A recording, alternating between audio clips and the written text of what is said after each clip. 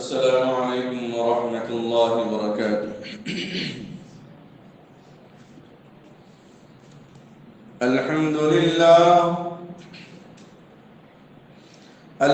لله نحمده ونستعينه ونستغفره ونؤمن به ونتوكل عليه ونعوذ بالله من شرور أنفسنا ومن سيئات أعمالنا. من يهده الله فلا مضل له ومن يضلله فلا هادي له، ونشهد أن لا إله إلا الله وحده لا شريك له، ونشهد أن سيدنا وحبيبنا ونبينا ومولانا محمدا عبده ورسوله. اللهم صل على محمد في أول كلامنا، اللهم صل على محمد في أوسط كلامنا، اللهم صل على محمد في آخر كلامنا، اللهم صل على محمد وعلى آله وأصحابه وأزواجه وأهل بيته أجمعين. أما بعد، فأعوذ بالله من الشيطان الرجيم. بسم الله الرحمن الرحيم. وإذ قال ربك للملائكة إني جاعل في الأرض خليفة، وقال الله تبارك وتعالى في القرآن المجيد: وننزل من القرآن ما هو شفاء ورحمة للمؤمنين ولا يزيد الظالمين إلا خسارا. أما بعد، فقد قال النبي صلى الله عليه وسلم: العيد حق، صدق الله مولانا العظيم وصدق رسوله النبي الكريم. نحن على ذلك من الشاهدين لمن الشاكرين، والحمد لله رب العالمين.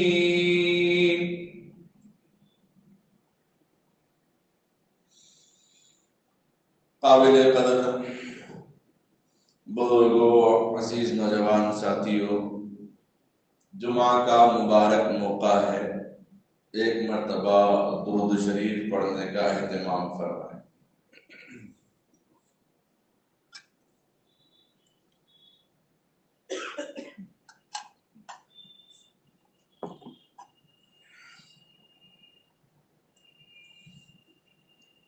اللہ رب العزت اپنے فضل و کرم، اس کے احسان عظیم سے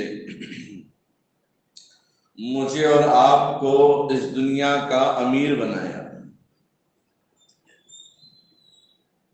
اس دنیا میں اپنا نائب بنایا، اس دنیا میں اپنا خلیفہ بنایا۔ 18,000 مخلوق جس کو پیدا کیا جاتا ہے اس کو مخلوق کہا گیا۔ انسان مخلوق، جنات مخلوق، فرشتے مخلوق، آسمان مخلوق، زمین مخلوق، پہاڑ مخلوق، چاند سورج ستارے مخلوق، بکرے گائے بھینس جاندار چیزیں سب مخلوق۔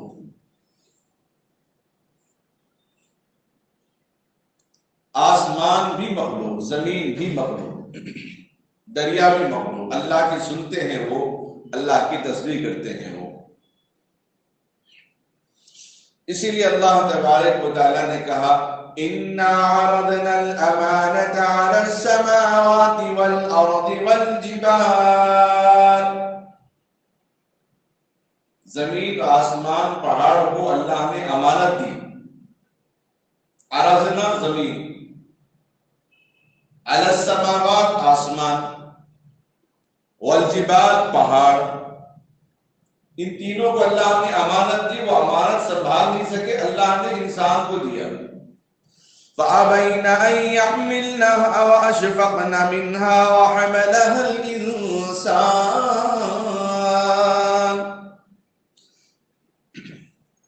انسان نے اس امانت کو سنبھالا تو 18,000 مخلوقات جس میں اللہ تبارک و تعالیٰ نے کہا ان سب میں نے انسان کو اپنا نائب بنایا. آج کا عنوان ہے قرآن کے ذریعے جادو کا علاج، اس کا توڑ، وقت کی اہم ضرورت. سب سے پہلے اللہ تبارک و تعالیٰ نے انسانوں کے بارے میں کیا فرمایا؟ وَإِذْ قَالَ رَبُّكَ لِلْمَلَائِكَةِ إِنِّي جَاعِلٌ فِي الْأَرْضِ خَلِيفَةً. میں نے انسان کو اپنا نائب بنایا، میں نے انسان کو اپنا خلیفہ بنایا.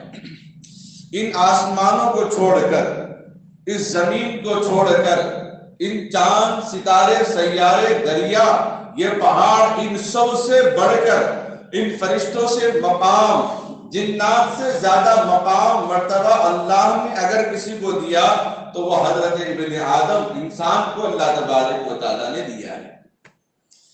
اب امیر اپنے غلام سے ڈرے گا یا غلام اپنے امیر سے ڈرے گا؟ جی. استاد اپنے شاگرد سے ڈرے گا یا شاگرد اپنے استاد سے ڈرے گا؟ اولاد اپنے باپ سے ڈرے گی یا باپ اپنی اولاد سے ڈرے گی؟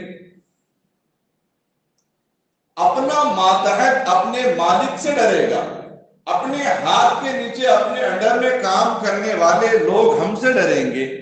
اللہ نے صاف کہہ دیا قرآن میں، آپ کی بات جھوٹ ہو سکتی، میری بات جھوٹ ہو سکتی، دنیا والوں کی باتیں جھوٹی ہو سکتی، رب کی بات جھوٹ نہیں ہو سکتی، نبی کی بات جھوٹ نہیں ہو سکتی. رب نے فرمایا، نبی نے اس کا اعلان کر دیا.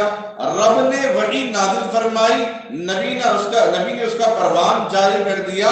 اللہ نے بتا دیا کہ میں نے انسان کو ساری مخلوقات میں، کون کون سی مخلوق؟ فرشتہ، آسمان، زمین، پہاڑ، یہ دریا اور جتنے بڑے بڑے درخت ہیں، بڑی بڑی مخلوقات ہیں، ویل مچھلیاں ہیں، اونٹ ہیں، ہاتھی ہیں اور شیر ہیں، ببر ہے، چیتا ہے، چیر بھاڑ کھانے والے جانور ہیں، اس میں پھر جنات ہیں. ان سب میں نے انسان کو اپنا نائب بنایا ہے. انسان اپنے مقام، اپنے مرتبہ، اپنے وقار، اپنے منصب، اپنے عہدے، اپنے درجے، اپنی عظمت، اپنی رفعت، اپنے مرتبے کو اگر سمجھے تو انسان سوائے خدا کے کسی سے نہیں ڈرتا. اللہ نے بھی کسی سے ڈرنے کا حکم نہیں دیا. اتقوا اللہ، مجھ سے ڈرو. یا ایھا الناس اتقوا ربکم، اے لوگوں ڈرو مجھ سے جس نے تم کو پیدا کیا. پیدا کرنے والے سے ڈرنا ہے، اللہ سے ڈرنا ہے، نبی کی اطاعت پہ ڈرنا ہے، ماں باپ کی فرمانبرداری میں ڈرنا ہے، استاد کی تعلیم کے معاملے پر ناوے میں غلطی کرنے سے ڈرنا ہے، اور بیوی کو اپنے شوہر کی نافرمانی کرنے سے ڈرنا ہے. اس کے علاوہ کسی انسان سے ڈرنے کا اللہ اور اس کے رسول صلی اللہ علیہ وسلم نے قرآن اور حدیث میں کہیں بھی یہ نہیں کہا کہ تم فلاں سے ڈرو، فلاں سے ڈرو.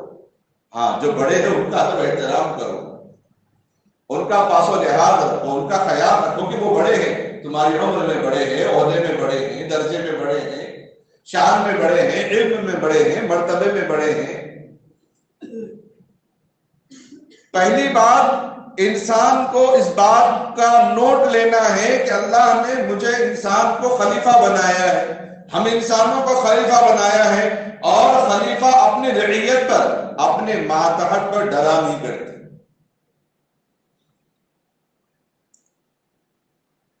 اللہ کے نبی صلی اللہ علیہ وسلم نے خود ارشاد فرمایا ہے، جنات و شیاطین وہاں نہیں آتے جہاں انسانوں کی آبادی ہوتی ہے، اور وہاں آنے کی کوشش کرتے ہیں جہاں انسانوں کی آبادی نہیں ہوتی ہے. جب جگہ ویران ہو جاتی ہے، جب خالی ہو جاتی ہے. اب جن کے دلوں کے اندر، جن کے ذہنوں میں یہ بات ہے کہ جنات کا ڈر بیٹھا ہوا ہے، شیاطین کا ڈر بیٹھا ہوا ہے، اگر انہیں اس آیت کا پیغام پہنچتا تو یہ ڈر نکل جاتا. اس بات کو ذہن میں بٹھائیں گے تو آگے کا مضمون سمجھ میں آئے گا. پھر اللہ نے آگے فرمایا وَمَا خَلَقْتُ الْجِنَّ وَالْإِنسَ إِلَّا لِيَعْبُدُونَ. اللہ نے انسان اور جنات کو عبادت کے لیے پیدا فرمایا. ہم جیسا عبادت کر رہے ہیں، فرشتے بھی ایسے عبادت میں لگے ہوئے ہیں، ہم جیسے عبادت کر رہے ہیں، آسمان زمین بھی عبادت میں لگا ہوا ہے، ہم جیسے عبادت کر رہے ہیں، دیگر مخلوق بھی اللہ کی حمد و ثنا کر رہی ہے. مینڈک اور تیتر کے بارے میں ذخیرہ معلومات کے اندر حوالے کے ساتھ لکھا ہوا ہے، وہ کیا کہتے ہیں الرحمن علی العرش استوى. سورہ طہ کی آیت. یہ مینڈک اور تیتر تسبیح کرتے ہیں اللہ کی. ہر جاندار اللہ کی تسبیح میں لگا ہوا ہے، ہر مخلوق اللہ کی تسبیح میں لگی ہوئی ہے. جنات کو بھی اللہ نے عبادت کے لیے پیدا فرمایا، انسان کو بھی اللہ نے عبادت کے لیے پیدا فرمایا، لیکن جنات کو اللہ نے انسان پر مقدم نہیں بنایا، جنات کو اللہ نے انسان پر امیر نہیں بنایا، لیکن انسان کو ساری مخلوقات پر اللہ نے امیر بنایا ہے. جنات اور شیاطین میں ڈیفرنٹ کیا ہے، فرق کیا ہے؟ جس طرح مسلمان کافر میں فرق ہے، مسلمان اللہ کی اطاعت کرنے والا، فرمانبرداری کرنے والا، کافر اللہ کا انکار کرنے والا، یا مشرک اللہ کے ساتھ کسی کو شریک کرنے والا. دونوں میں زمین و آسمان کا فرق ہے اللہ کی نظروں میں. اسی طریقے سے جنات اور شیاطین میں یہی فرق ہے. جنات کے اچھے برے بھی ہوتے ہیں، لیکن ناپاک جو ہوتے ہیں وہ کافر شیاطین ہوتے ہیں، جن کو اللہ تبارک و تعالیٰ نے شیطان کا لقب دے دیا. ابلیس الا ابلیس، سوائے ابلیس کے کسی نے سجدہ نہیں کیا. تو جو شیطان ہے وہ کافر ہے، جو جنات ہیں وہ کافر نہیں ہوتے. اگر کافر ہوتے تو پھر نبی علیہ السلام سے درخواست کیوں کرتے یا رسول اللہ ہمارے مجلس میں بھی آپ آئیے. سورہ جن کے اندر اس کی تفصیل موجود ہے. دوسری بات، قرآن پاک اللہ کا کلام ہے، قرآن پاک اللہ کی زبان ہے، قرآن پاک اللہ کا احکام ہے، قرآن پاک اللہ کا فرمان ہے. اس کا پڑھنے والا، اس کا سننے والا ثواب کا، عبادت کا مستحق ہوتا ہے. کبھی یہ خیال دل میں نہ لانا کہ قرآن کو سورہ جن پڑھنے سے جنات آ جاتے ہیں، نعوذ باللہ، یہ قطعاً غلط بات ہے. جنات ایک عام مخلوق ہے، ان کے اندر شرارت ہے جس طرح بچوں میں شرارت ہے، ان کے اندر شرارت ہے جس طرح اور جانوروں میں شرارت ہے. اللہ کے نبی علیہ السلام نے ان کی شرارت بچنے کے لیے بعض نسخے بتائے. طہارت وغیرہ باہر کرنے کے لیے اگر چلے جائیں تو گوبر، لیٹ، پلیت کا استعمال نہ کرے اینٹ کے ڈھیلے کی جگہ اپنی طہارت کی پاکی صفائی کے لیے، اور ہڈی کو استعمال نہ کرے. یہ بات اللہ کے نبی نے فرمایا ان کی شرارت سے بچنے. اور دوسری چیز، اپنے گھروں میں بیت الخلاء میں داخل ہوتے وقت اپنے سر پہ ٹوپی اور پیر پہ چپل پہننے کا اہتمام کرے. دعا پڑھ کے اللہم انی اعوذ بک من الخبث والخبائث، کوئی دعا پڑھ کے بیت الخلاء میں داخل ہوتا ہے. جس طرح جنات ہمیں دکھائی نہیں دیتے، بندہ بیت الخلاء میں داخل ہونے کے بعد اس کی اعضاء کو، اس کی شرمگاہ کو جنات شیاطین دیکھ نہیں سکتے. جنات خبیث جنات، خبیث شیاطین دیکھ نہیں سکتے. اللہ اس کو پردہ فرما دیتا ہے. جس طرح ہم نہیں دیکھ سکتے ان کو، وہ بھی ہمیں بیت الخلاء میں ہمارے اعضاء کو دیکھ نہیں سکتے.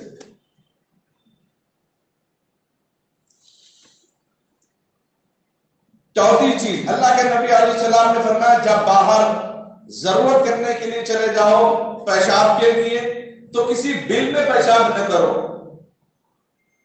کسی سوراخ میں پیشاب نہ کرو، کسی غار کے اندر پیشاب نہ کرو. یہ چونکہ یہ انہی کا گھر ہے، یہ انہی کے اڈے ہوتے ہیں، ان کو چھیڑنا پھر اپنے آپ کو تباہی میں، پریشانی میں ڈالنے کا سبب بن جاتا ہے.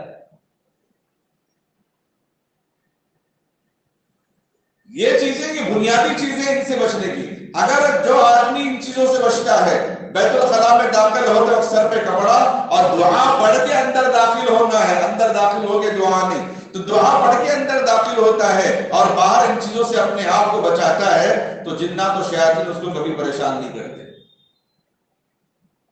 آپ بولیں گے پھر بھی پریشانی ہوتی، بھائی بھائی سے پریشانی ہو رہی، اپنے خود سے پریشانی ہو رہی، کبھی اپنے باپ سے پریشانی ہو رہی، دین نہ ہونے کی وجہ سے، تربیت نہ ہونے کی وجہ سے، نبی کی تعلیمات نہ ہونے کی وجہ سے، صحابہ کی تعلیمات نہ ہونے کی وجہ سے، اہل اللہ کی صحبت نہ ہونے کی وجہ سے اپنے باپ سے پریشانی ہو رہی، اپنے بھائی سے پریشانی ہو رہی۔ جب ہم اپنی عبادت کر کے مسجدوں کو چھوڑ کر چلے جاتے ہیں تو جنات کی عبادت کے لیے تشریف لے آتے ہیں۔ کیوں؟ وَمَا خَلَقْتُ الْجِنَّ وَالْإِنسَ إِلَّا لِيَعْبُدُونِ، ہم نے عبادت کے لیے ان کو بھی پیدا کیا۔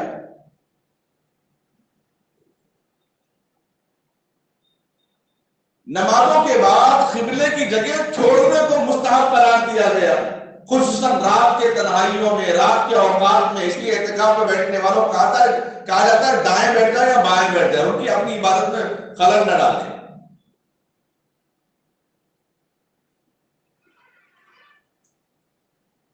نبی پاک صلی اللہ علیہ وسلم کی جو تعلیمات ہے بنیادی ان چیزوں پر عمل کرنے سے پہلے انسان کے اندر یہ خیال پیدا ہونا کہ اللہ نے اس سے زیادہ مجھے سردار بنایا ہے، اور جتنا ہم ڈرتے ہیں اس سے 10 گنا زیادہ وہ ہم سے ڈرتے ہیں، وہ ہمیں معلوم نہیں ہوتا۔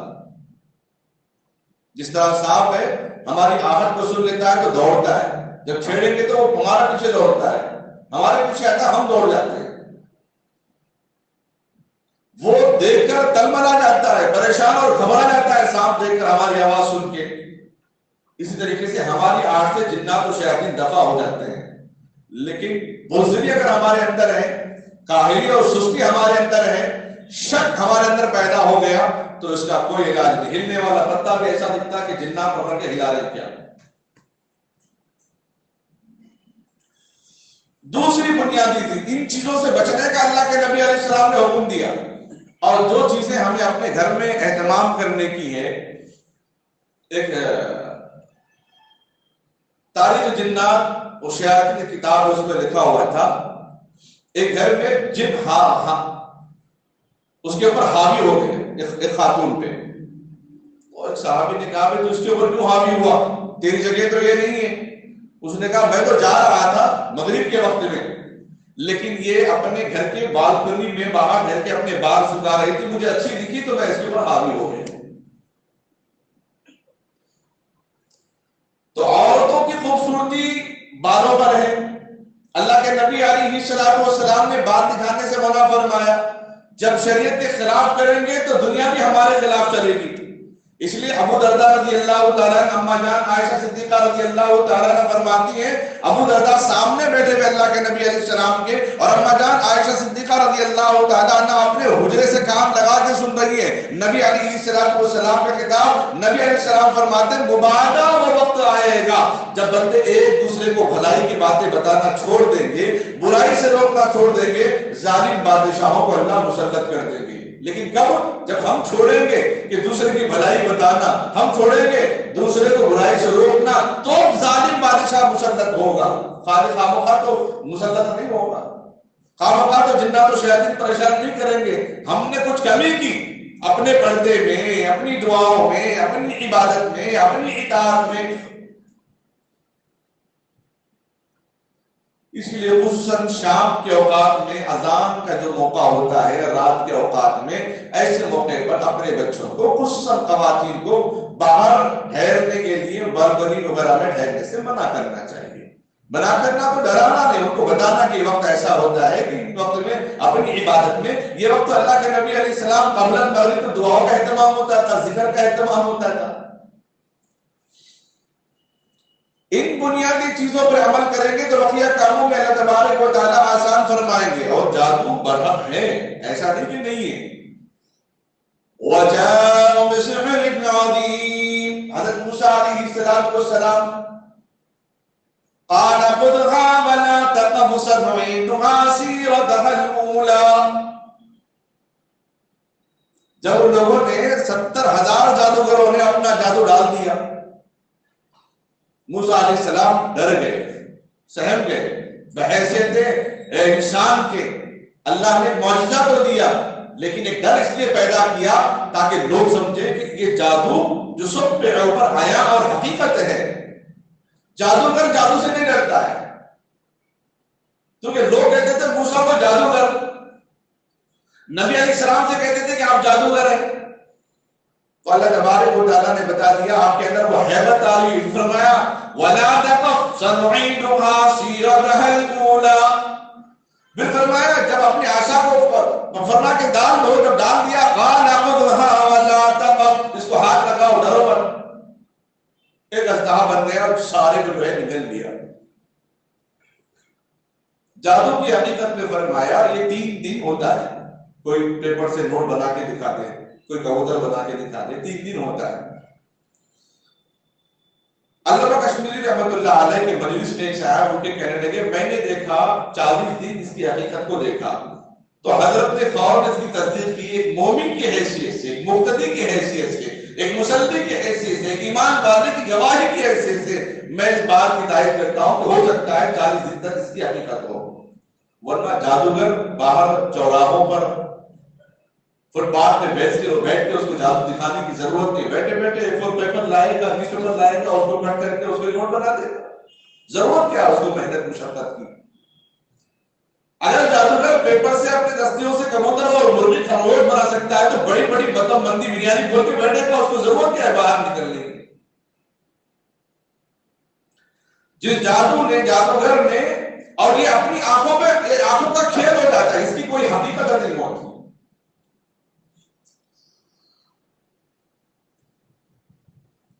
جتنی چیزیں ہیں، سفلی عمل ہے، کالا جادو وغیرہ، اور حقیقت یہ بات یہ ہے کہ اللہ تبارک و تعالیٰ نے قرآن کریم کے اندر فرمایا جنات و شیاطین نبی پاک صلی اللہ علیہ وسلم کے دعا سے پہلے، آپ کی بعثت سے پہلے آسمان سے خبریں چرا کے لایا کرتے تھے۔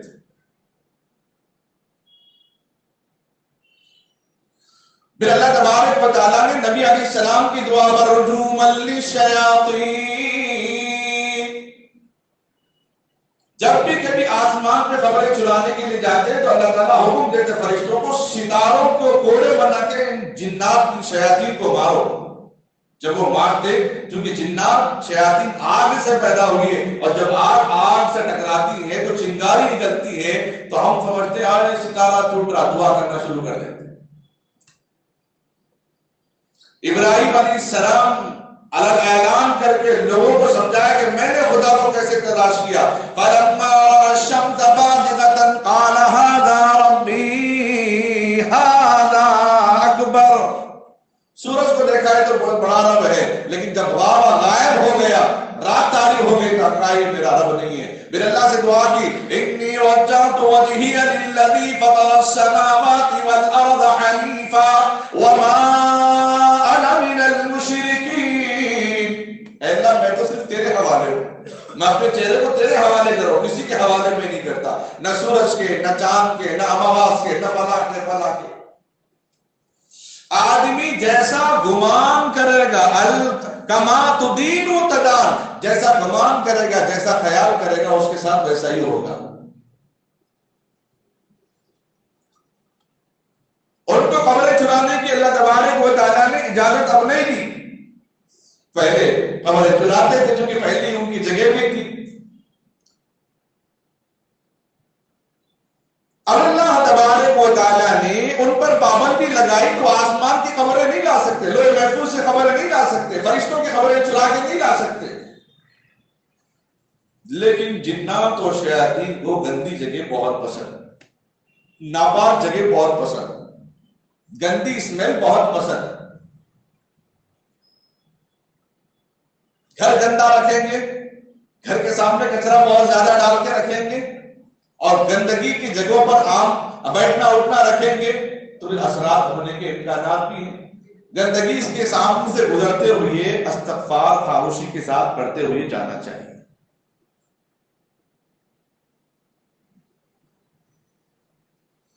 جو لوگ خلاف شرع کام کرتے ہیں، عام طور پہ ہوتا ایسا ہے، گھروں کے اندر جب نکاح ہو جائے، نکاح ہونے کے بعد ایک گھر کے دو داماد آ گئے یا دو بہویں گھر کے اندر آ گئی، اس بہو کی ماں اس بہو کی ماں اگر دونوں مل جائے تو خاص دوست بن جاتے ہیں، تاکہ معلوم کرے کہ تیری بیٹی کے ساتھ کیا ہو رہا ہے یا میری بیٹی کے ساتھ کیا ہو رہا۔ اب خاص سننا بھی پسند کرتے ہیں۔ معلوم ہوا کہ جو ہماری سمدھی ہے، یعنی ہم جس گھر میں اپنی بیٹی کو بھیجے ہیں، اس کی بہن کا نمبر اگر مل گیا تو بہت ساری باریکیاں معلوم ہو جائیں گے، اگر اس کی نند کا نمبر مل گیا تو مطلب اس سے زیادہ تعلق، تاکہ معلوم ہونا ان کے ارادہ کیا ہے۔ مطلب عام طور پہ 60-70% ننن کی بنتی نہیں، اس لیے ان سے زیادہ تعلق ہو گیا خاموشی کے ساتھ، تاکہ معلوم کرے۔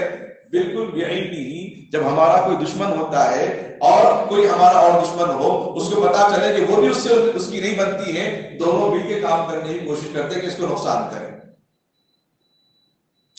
سفلی عمل اگر کوئی کرتا ہے تو جنات شیاطین کو وہ کام بہت پسند، کیونکہ وہ گندگی چیزیں ہیں۔ اللہ کے نبی علیہ السلام نے صاف منع کر دیا، جادو کرنے والا، جادو کرانے والا، ان کو نہ شب قدر ملے گی، ان کی نہ نماز قبول ہے، ان کے لیے سخت وعید، سخت عذاب اللہ تبارک و تعالیٰ نے مبتلا کر دیا ہے۔ جادو کرنا گویا قتل کرنے کے برابر ہے، جادو کرنا یا کرانا قتل کرنے کے برابر۔ نئی خطیب صاحب وہ کیا ہے، وہ کالا جادو کرتے ہیں، اس کے حساب سے علاج کرے تو کم ہوتا۔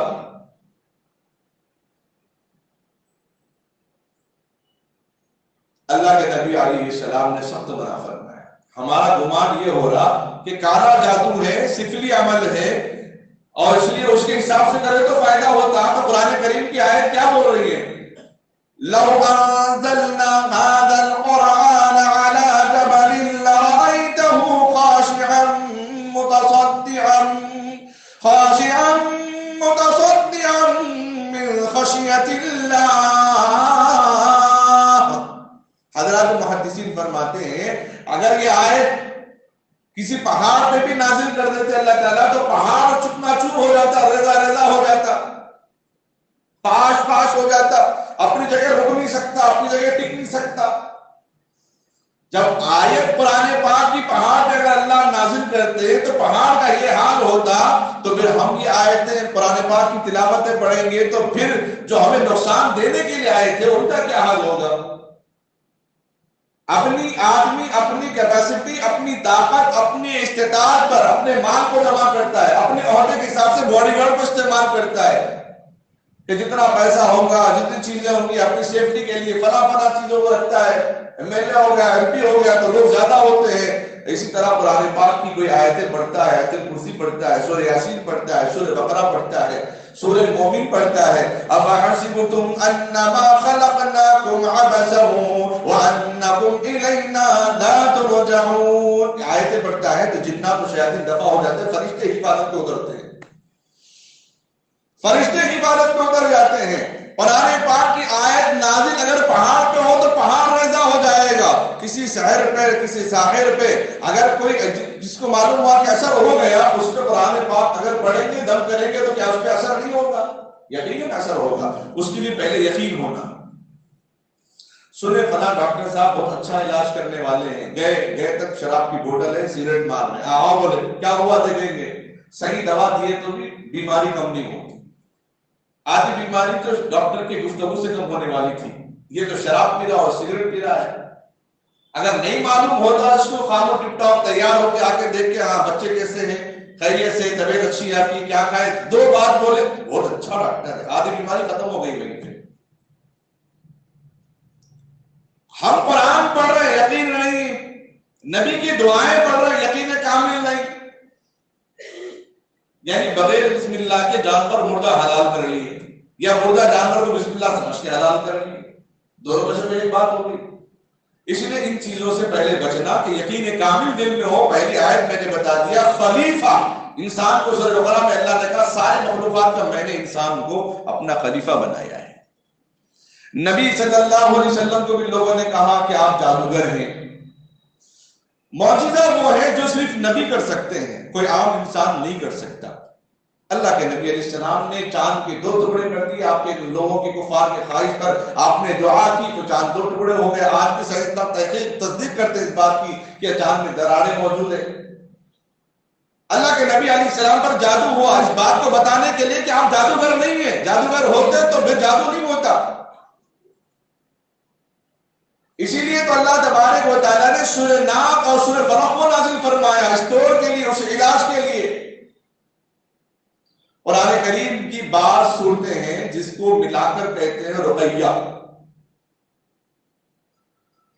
ان آیتوں کے پڑھنے کی وجہ سے، ان صورتوں کے پڑھنے کی وجہ سے اللہ تبارک و تعالیٰ بندے کو شفا عطا فرماتے ہیں۔ اب سورہ ناس سورہ فلق کی تفصیل اور اس کی شان و نزول بتاؤں تو وقت نکل جائے گا، مجھے علاج بتانا ہے اس کا۔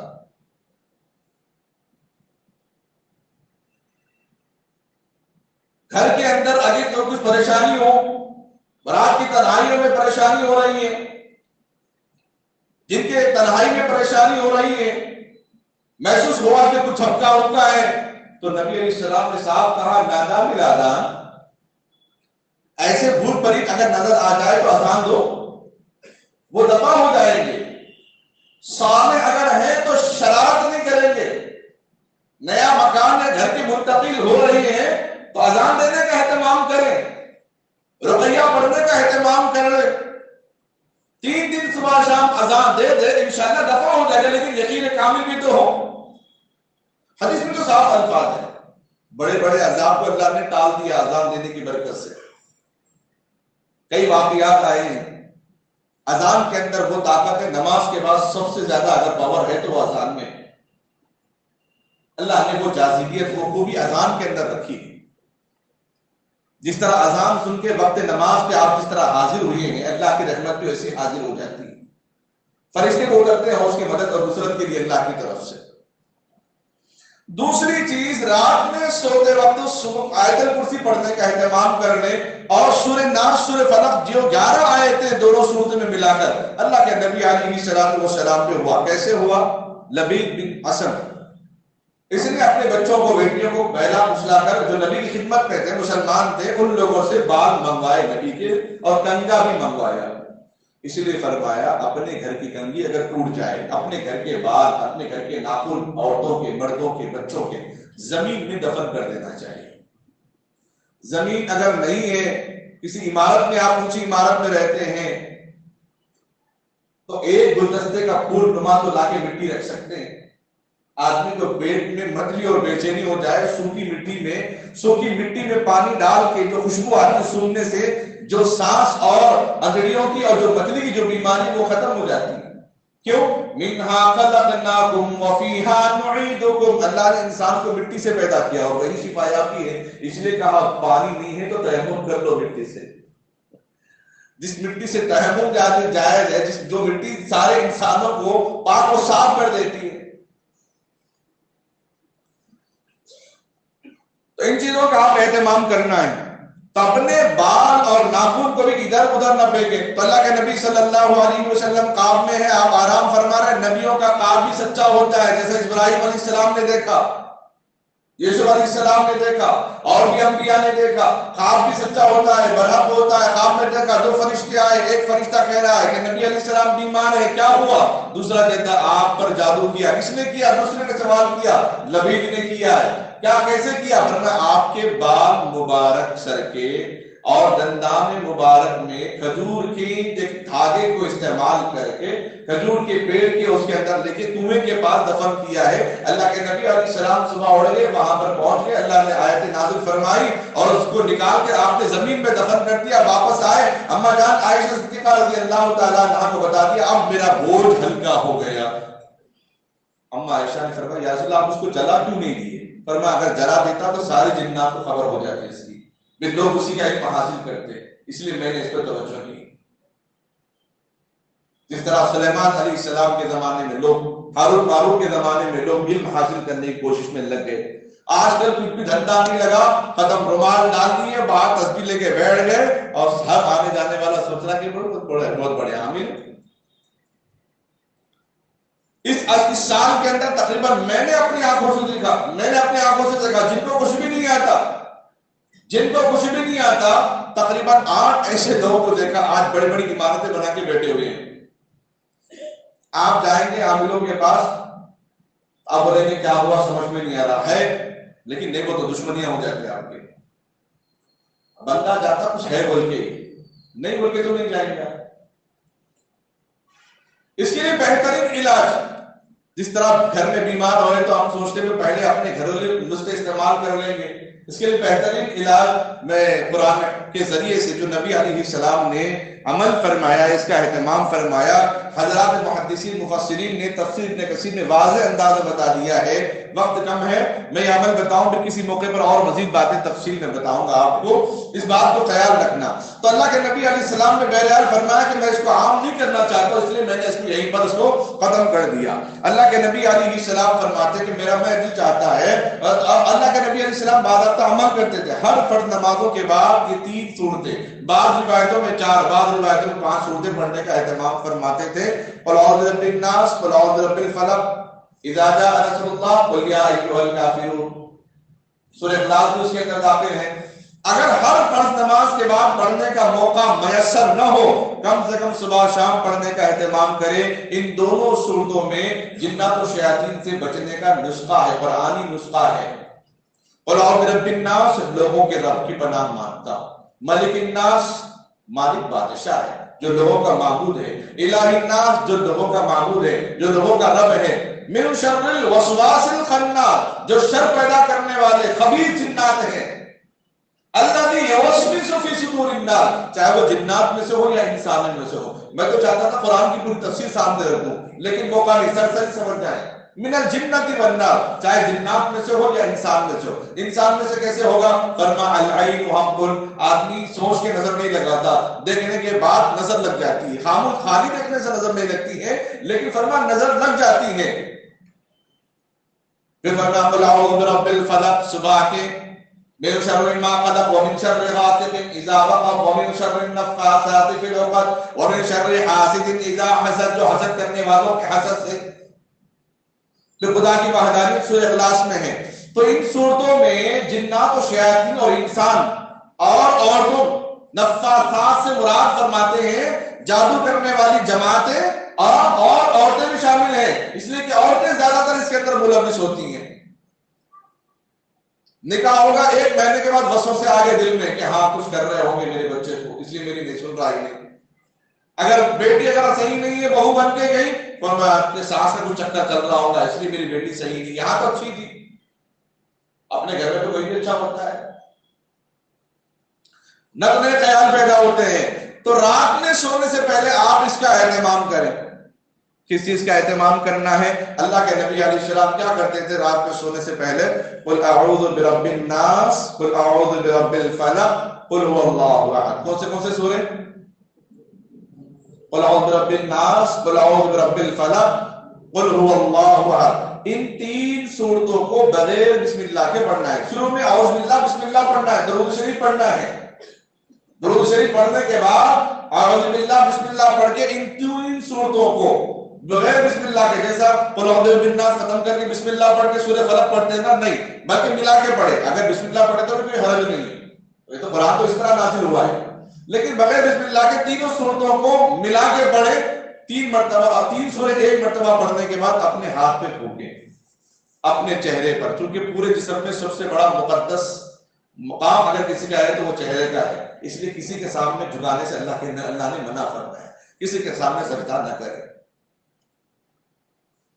اس کے بعد پھر اور 1 مرتبہ قل اعوذ برب الفلق، قل اعوذ برب الناس، قل هو اللہ احد، مکمل 3 صورتیں پڑھنا ہے. ہاتھ پہ دم پھونکے. اس کے بعد جہاں تک آپ کا ہاتھ پہنچتا ہے، پیچھے دائیں آگے، وہاں تک ہاتھ پھیلائیں. اس کے بعد درود شریف پڑھ کے آپ آرام کر لیں.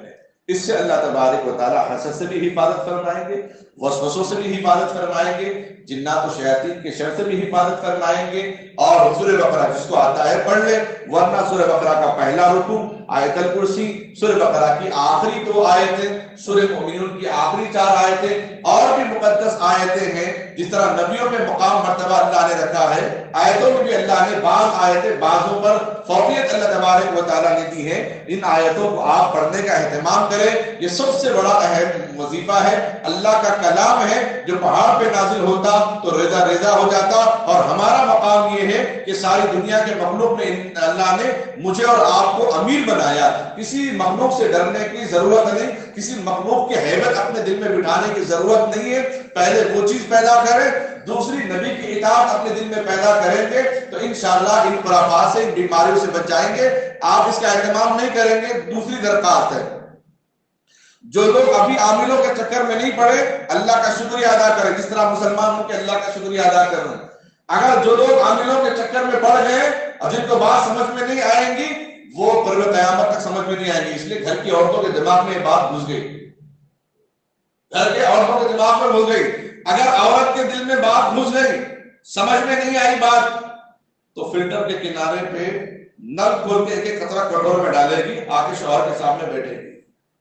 جیسے پانی بھر گیا کٹورا نیچے دیکھے اندر کچھ ہے، بولی گی میں یہی چھو کٹورا گرا دے گے نہیں دیکھے آپ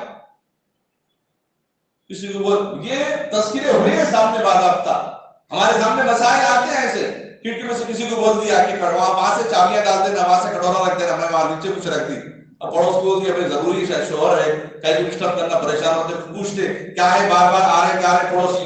اس کے بعد دونوں کیا سمجھے، ان کو ریمال میں مجھے جاننا ہے، شاید کھڑکی میں ایسا رکھنے گئے، وہ نیچے گرا کٹورا. بولیں گے بھی اندر آوازیں آ رہی. اب کوئی بھی آگے گئے گھر میں جس کے اوپر شک ہے، وہ جا کے بیٹھ گئے، میں نہیں بنا سکتی. اب کیا ہوا، اب تک ٹھیک تھی، آتے طبیعت خراب ہو گئی. اس کی ذکر بھی صحیح بھی، آوازیں بھی آئی تھی.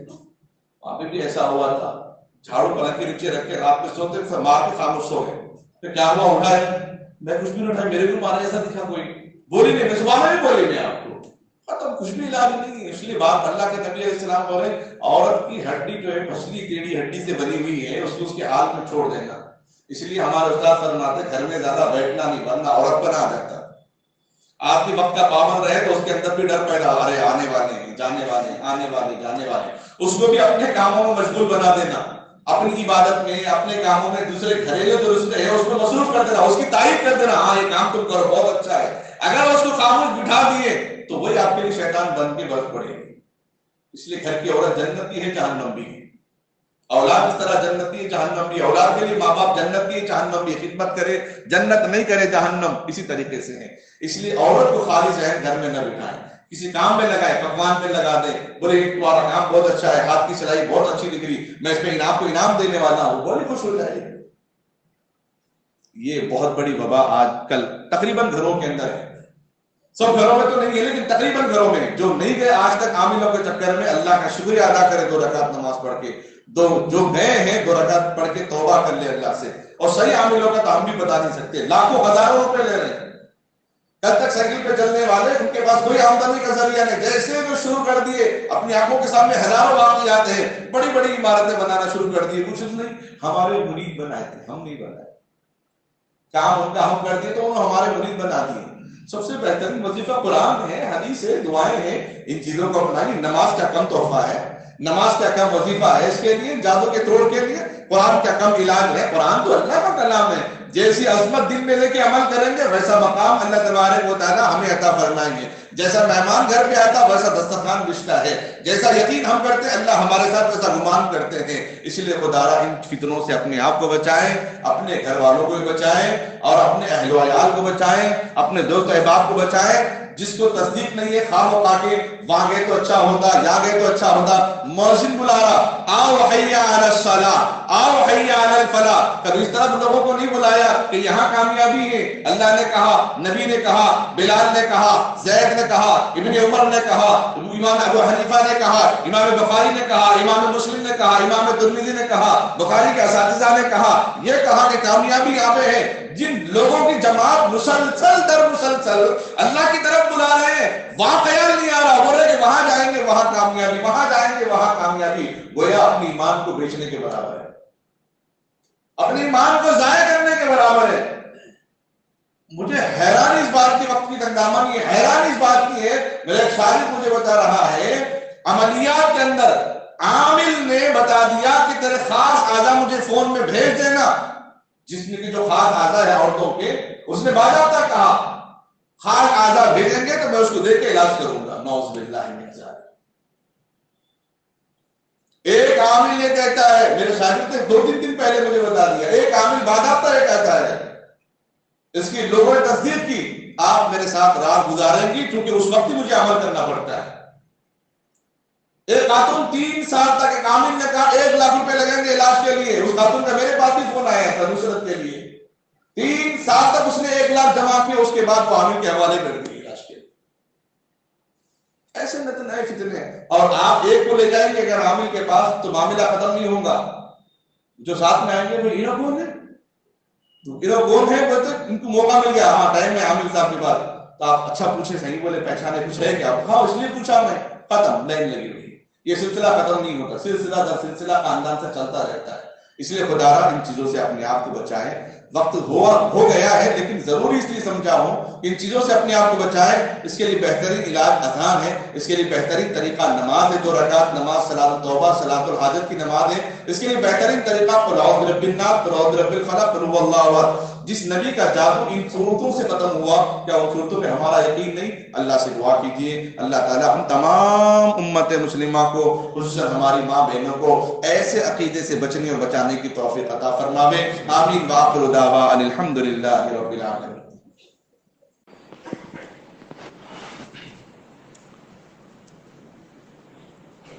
اپنے ایمان کی حفاظت کے سلسلے میں یہ اہم بات ہے، طبیعت وغیرہ خراب ہونے کے سلسلے میں جو عملیات کی جو شکر ہے، ان چیزوں سے بچنے کا اہتمام کریں۔ مزید باتیں ہیں اس کا انشاءاللہ اہل امام اعظم کے سامنے رکھوں گا۔ اور من تشبہ بقوم فہو منہم کے مصداق اللہ کے نبی علیہ السلام نے غیروں کی نقل اتارنے سے منع فرمایا ہے، غیروں کے تہوار میں شریک ہونے سے بھی منع فرمایا ہے۔ اور جو سنکرانتی کا موقع ہے، اس موقع پر بچے پتنگ بازی کا اہتمام کرتے ہیں، اور اللہ کے نبی علیہ السلام نے ایسے کھیل سے منع فرمایا ہے جس کی وجہ سے جان خطرے میں ہو، صحت خراب ہوتی ہو، اور جس کی وجہ سے شر پیدا ہو، جس کی وجہ سے غیر مسلموں کے تہوار میں شامل ہونے میں مشابہت ہو، اس سے اللہ کے نبی علیہ السلام نے منع فرمایا ہے۔ بچوں کے لیے کھیل کود کے لیے اللہ کے نبی علیہ السلام نے باضابطہ کشتی کا اہتمام فرمایا ہے، دیگر ورزش کے گھوڑ سواری کا، تیر اندازی کا اہتمام کرایا ہے۔ ایسے گیم ہم کھلا سکتے ہیں، فٹ بال ہے، والی بال ہے، تیر اندازی اگر نہیں ہے، دیگر بھی نشانہ بازی ہے، اور اپنی صحت کے لیے کراٹے کلاسز سے اس کا اہتمام کریں۔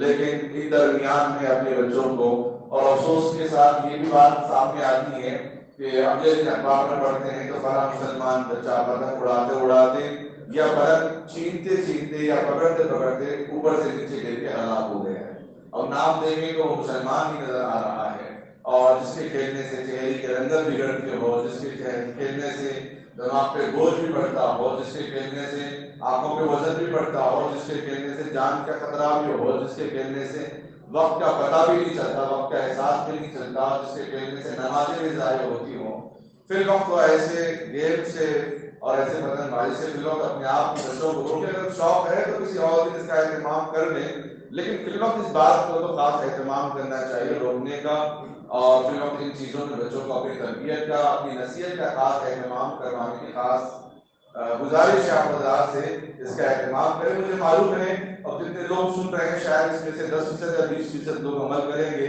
واقعہ بولے کہ بچے کھیلتے تو اب تک تو اسکول جا رہے تھے، پڑھ رہے تھے، اور یہی بات کل ہمارے لیے بھاری پڑے گی۔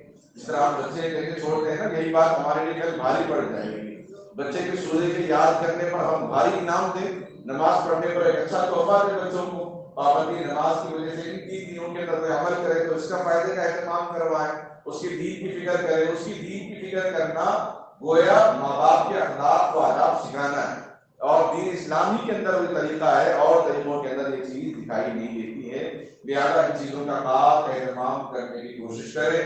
اور دوسری بات یہ ہے، عملیات کے سلسلے میں اللہ کے نبی صلی اللہ علیہ وسلم نے بہترین امام کے بارے میں ذکر فرمایا، بہترین باپ کے بارے میں ذکر فرمایا، بہترین مدرس کے بارے میں ذکر فرمایا، بہترین وائز یعنی خطیب کے بارے میں ذکر فرمایا، بہترین امیر کے بارے میں ذکر فرمایا، بہترین طب کے بارے میں ذکر فرمایا، لیکن کہیں یہ نہیں فرمایا کہ بہترین کے عامل ہے اس کے بعد علاج کرو۔ اسی لیے اب یہ مطلب یہ بھی نہیں کہ جو لوگ علاج کرتے ہیں وہ غلط ہیں، اس کا مطلب یہ ہے جو لوگ مطالبہ کے بغیر قرآن اور حدیث دعاؤں کے ذریعے علاج کرتے ہیں وہ بہت اچھی بات ہے، لیکن تصدیق کرنا آج کل مشکل ہے کہ کون صحیح علاج کرتا ہے کون صحیح علاج نہیں کرتا، یہ بہت مشکل ہے۔ آپ سے کہیں گے کہ فلاں فلاں چیزیں ہونا ہے، یہ زعفران ہونا ہے، یہ اس کے ناخن ہونا ہے، یہ اس کے بال ہونا ہے، آپ لے کے آئے، بولے ہمارے دماغ سے آتا، اگر میں لاؤں تو پیسے زیادہ ہوتے، ظاہر بات ہے وہ تو ہونا ہی ہے۔ تو اس کے بعد ہر کسی چکر میں بڑھتے ہیں، باضابطہ ایک مضمون بھی چلا اور لوگ بھی باضابطہ بولے کہ کچھ ایسی چیزیں اس کے اوپر کہ مرچی سے علاج ہونا، مرچی منگائے، کچھ ایسی چیزیں سیاہ ہے سیاہ زیرہ ہونا، وہ یہ فلاں چیزیں منگائے، وہ صدقہ کرنا ہے بکرا منگائے، تو ہاتھ جلانے کے لیے تیل ہونا ہے، سب چیزیں منگا کے دیکھے تو بریانی کا مسالہ تیار ہو گیا الگ الگ موقع میں۔ تو ان چیزوں سے اپنے آپ کو بچائیں۔ اللہ نے بہت بہترین ایمان، بہترین تحفہ اللہ نے ہمیں نماز کا دیا ہے ان چیزوں سے، کیونکہ ابھی ایمان تو شروع تھا، انشاءاللہ اگلے میں بتاؤں گا کہ اس کے علاج ہم اپنے گھر کے اندر کیسے اہتمام کریں، اپنے گھر والوں کو، اپنے بچیوں کو، اپنے بچوں کو ان چیزوں سے، اپنی اس سنگل سے اپنے آپ کو کیسے بچائیں، انشاءاللہ میں آئندہ جمعہ ذکر کروں گا۔ اللہ سے دعا ہے اللہ تعالیٰ ہم تمام امت مسلمہ کو عمل کی توفیق عطا فرماوے، خصوصاً جو ناشائستہ غیر ناشائستہ حرکت کرنے والے عملیات میں جو ہمارے عورتیں پاگل پن کی طرح چکر کاٹتے ہیں، اپنی زیورات بیچ کر علاج کے لیے، خصوصاً اللہ تبارک و تعالیٰ اس کی حفاظت فرمائے۔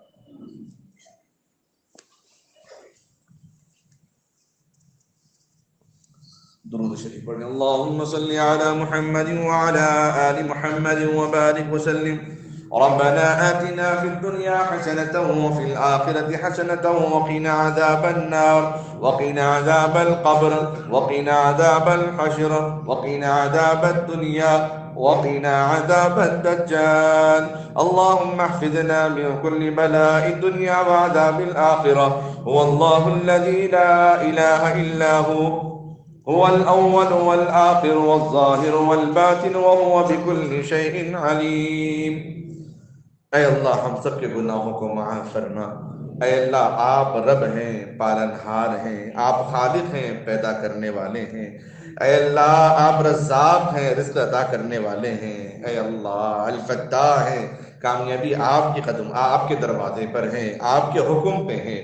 اے اللہ ہر چیز تیرے حکم سے ہوتی ہے، زندگی اور موت تیرے حکم سے، خوشی اور غم تیرے حکم سے، بیماری صحت تیرے حکم سے، دن و رات تیرے حکم سے، سردی گرمی تیرے حکم سے ہے، نفع و نقصان تیرے حکم سے ہے۔ اے اللہ ہم تجھ ہی سے مدد مانگتے ہیں، تیرے علاوہ ہم کسی کی عبادت نہیں کرتے، تیرے علاوہ کسی کے سامنے اپنا ماتھا نہیں ٹیکتے، اپنا ماتھا نہیں رگڑتے۔ اے اللہ ہم سب کو قرآن کی تعلیمات پر عمل کرنے والا بنا، حدیث کی تعلیمات پر عمل کرنے والا بنا۔ اے اللہ صحابہ کے جذبے کو سمجھنے والا بنا، وہ جذبہ ہمارے اندر عطا فرما۔ اہل اللہ کی صحبت ہم کو عطا فرما تاکہ صحیح قرآن و حدیث کی تعلیم حاصل کر سکیں۔ اے اللہ دینی مدارس، مکاتب، خانقاہوں کی حفاظت فرما، بیماروں کو صحت عطا فرما، خصوصاً اے اللہ ان خواتین، ان بچوں، ان مردوں کو صحت عطا فرما۔ اے اللہ جن کے ذہنوں کے اندر یہ وسوسے ہیں کہ جنات کا، شیاطین کا، جادو کا اثر ہے، اے اللہ جو اس میں ملوث ہیں، اے اللہ تو ان کی حفاظت فرما۔ اے اللہ ان کی ایمان کی حفاظت فرما، ان کی عزت کی حفاظت فرما، ان کے آبرو کی حفاظت فرما، ان کے حیا کی حفاظت فرما، ان کے جان کی حفاظت فرما، ان کے مال کی حفاظت فرما۔ اے اللہ کمزور ایمان کی حفاظت فرما۔ اے اللہ ہمیں تو فخر ہے ہمارے امیر ہونے پر، تو نے ہم کو خلیفہ بنایا ساری مخلوق پر۔ اے اللہ پھر ہمیں ڈر کیسا، یہ ڈر ہمارے دلوں سے نکال دے۔ اے اللہ یہ ڈر ہمارے دلوں سے نکال دے۔ اے اللہ دعاؤں کے ذریعے، قرآن پاک کے ذریعے سے اپنی زندگی کو، اپنی زندگی میں عمل میں لانے کی توفیق عطا فرما۔ اے اللہ قرآن پاک کے ذریعے سے اپنے روحانی اور جسمانی علاج کرنے کی توفیق عطا فرما۔ اے اللہ جو جادو میں ملوث ہیں، جادو کراتے ہیں، اے اللہ ان سے حفاظت فرما، ان کو بھی اس گندے کام سے بچنے کی توفیق عطا فرما۔ اے اللہ جادو کرنے کرانے والوں کے لیے بڑی وعیدیں ہیں، بڑی خرابی ہیں، نہ ان کی نماز قبول ہے اے اللہ، نہ ان کے لیے کوئی شب قدر کی رات قبول ہے، نہ ان کا روزہ قبول ہے، نہ ان کی محفل قبول ہے۔ اے اللہ ایسے لوگوں پر تو غضب نازل کرتا ہے تو غصہ ہوتا ہے۔ اے اللہ ایسوں سے حفاظت فرما، ایسے ہونے سے بھی حفاظت فرما۔ اے اللہ جو اس کام میں لگے ہوئے ہیں یقیناً قیامت کی نشانی ہے کہ لوگوں کا یقین اب جادو ٹونا میں لگ گیا ہے۔ اے اللہ اس جنگل سے آزاد کرنے کی توفیق عطا فرما۔ جو ماں، جو بہن، جو بھائی اے اللہ اس میں ملوث ہیں، اے اللہ ان کی حفاظت فرما، ان کو شفا عطا فرما، تندرستی عطا فرما۔ اے اللہ وہ بھی تیری مخلوق ہیں، جنات بھی تیری مخلوق ہیں، اے اللہ ان کو ہمارے راستے میں آنے سے حفاظت فرما، ہم کو ان کے راستے میں جانے سے حفاظت فرما۔ اے اللہ تنہائیوں میں اپنے گھروں میں اذان، عبادت اور بیت الخلاء میں داخل ہوتے وقت دعاؤں کا اہتمام کر کے داخل ہونے کی توفیق عطا فرما، تاکہ ان کے راستے میں ہماری کوئی رکاوٹ نہ ہو، ہماری طرف سے کوئی غفلت نہ ہو۔ اے اللہ ان خرافات سے، ان بدعات سے، ان برائیوں سے بچنے کی توفیق عطا فرما۔ اے اللہ جو لڑکے لڑکیاں نکاح کے انتظار میں ہیں، اے اللہ بن بیاہ بیٹھی ہیں، ان کے نکاح کو آسان فرما، ان کے نکاح کو آسان فرما، نکاح کو آسان فرما، زنا کو مشکل سے مشکل بنا دے۔ اے اللہ جو طلاق شدہ ہیں، مطلقہ ہیں، ان کا نکاح اثر نو عطا فرما دے۔ اے اللہ اثر نو ان کا نکاح عطا فرما دے۔ اے اللہ بے روزگار نوجوانوں کو بہترین روزگار عطا فرما۔ اے اللہ دکانوں مکانوں میں خیر و برکت عطا فرما، ملازمت کی تنخواہ میں برکت عطا فرما، گھروں میں خیر و برکت عطا فرما۔ اے اللہ جسم میں صحت، طاقت، قوت عطا فرما۔ اس مسجد میں جتنے حضرات بیٹھے ہیں اے اللہ ان سب کے دلوں میں دلوں کے اندر جو جائز تمنائیں، ارادے، امیدیں ہیں، ان سب کے جائز ضرورتوں کو قبول فرما۔ اے اللہ بیماروں کو شفا عطا فرما، مرحومین کی اپنے فضل سے مغفرت فرما۔ اے اللہ دینی کاموں میں بڑھ چڑھ کر حصہ لینے کی توفیق عطا فرما۔ اے اللہ خصوصاً رمضان کو ادارہ مدینہ العلوم مرکپیٹ آسمان گڑھ کی جانب سے جو پروگرام کالج اور اسکول کے بچوں کے لیے اے اللہ پروگرام منعقد کیا جا رہا ہے، اے اللہ ان بچوں کو اس میں حصہ لے کر اپنے رمضان کو جلا بخشنے کی توفیق عطا فرما، اپنے رمضان کو اپنے علم، عمل اور دعاؤں کے ذریعے سے مقبول بنانے کی توفیق عطا فرما۔ اے اللہ جو مانگا اسے بھی عطا فرما، جو مانگنے سے رہ گیا اسے بھی قبول فرما۔ اے اللہ اس چھوٹی موٹی دعا کو اپنے فضل و کرم سے آقا محمد رسول اللہ صلی اللہ علیہ وسلم کی عظمت قبول و منظور فرما۔ وصلی اللہ تعالی علی خیر خلقہ محمد وعلی آلہ واصحابہ وازواجہ واہل بیتہ اجمعین برحمتک یا ارحم الراحمین والحمد للہ رب العالمین۔